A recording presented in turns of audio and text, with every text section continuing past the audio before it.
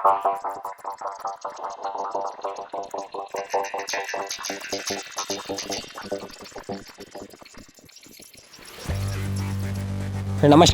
मैं कुमार और आप देख रहे हैं स्टार मिथिला।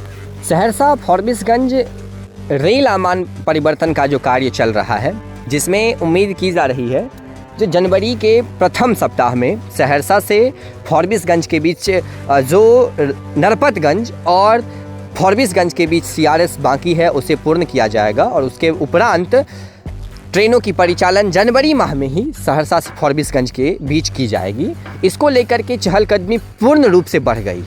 फॉरबिसगंज जंक्शन पर, चाहे वो फॉरबिसगंज जंक्शन का सौंदर्यीकरण का कार्य हो, पार्किंग की व्यवस्थाएं जो तैयार की जा रही है उससे संबंधित कार्य हो, पटेल चौक और सुभाष चौक के बीच में जो आमान परिवर्तन का कार्य चल रहा है उससे संबंधित कार्य हो, सारी चीज़ों में गति देखी गई है। गति इसलिए देखी जा रही है क्योंकि 23 दिसंबर को GM अंशुल गुप्ता का इस रूट पर निरीक्षण है।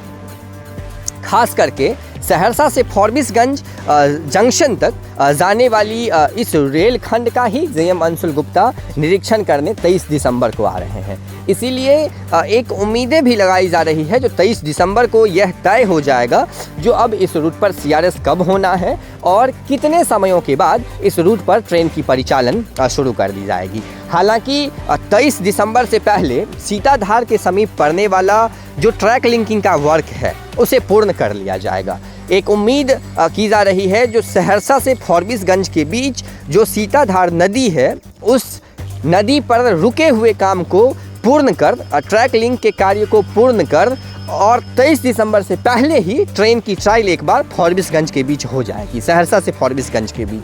हालांकि ये NFR और ECR के झगड़ा के कारण ये ट्रैक लिंकिंग का कार्य रुका हुआ है। जैसे गांव घर में दो महिलाएं आपस में लड़ती है किसी चीज़ को लेकर के, वैसे ही दोनों रेल डिवीज़न अभी लड़ रही है।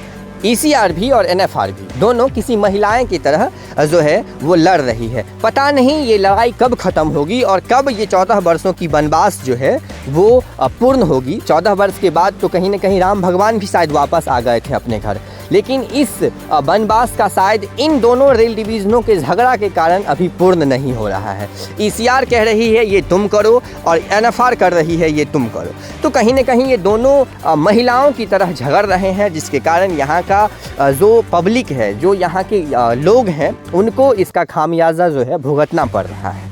हालांकि कई बार इस रूट पर तिथि ली गई, जुलाई के बाद दिसंबर के बीच में लगभग 10 बार से ज़्यादा तिथि ली जा चुकी है। कभी ब्लास्ट का बहाना बनाया गया तो कभी ट्रैक पैकिंग की बहाना बनाया गया, लेकिन अब उम्मीद की जा रही है जो 23 दिसंबर को अंशुल गुप्ता का जो इस रूट पर निरीक्षण है उससे पहले इस कार्य को पूर्ण कर लिया जाएगा। हालांकि निरीक्षण भी इससे पहले कई बार हो चुकी है, लेकिन रिजल्ट कुछ नहीं आया।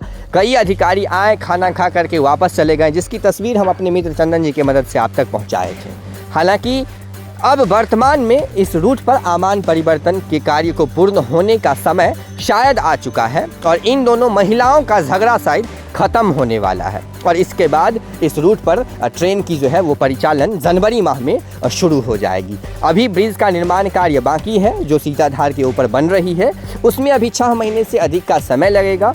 जब वो ब्रिज पूर्ण हो जाएगी तो फिर ये बाईपास ख़त्म कर, यानी ये ट्रैक लिंक की जो पैट अभी तैयार की गई है उससे ख़त्म कर नई वाली ब्रिज से ट्रेन की परिचालन सुलभता से की जाएगी। उसके बीच में प्लेटफॉर्म नंबर जो 3 है 4 है उसका निर्माण कार्य किया जाएगा, लेकिन उससे पहले ही जनवरी माह में ट्रेन की परिचालन सहरसा से फॉरबिसगंज के बीच होने की उम्मीद बताई जा रही है। GM की आगमन को लेकर के जो यहाँ तैयारी है वो काफ़ी गति में है। हम पहले भी आपको दिखाए हैं और अपने मित्र चंदन जी की मदद से लगातार हम यहाँ की फुटेज आपको दिखाने की कोशिश की है और 23 दिसंबर को फॉरबिसगंज जंक्शन से सारी कवरेज हम आप तक पहुँचाने की कोशिश करेंगे और क्या डिसीजन होता है हम उसके विषय में भी आपको बताने की कोशिश करेंगे।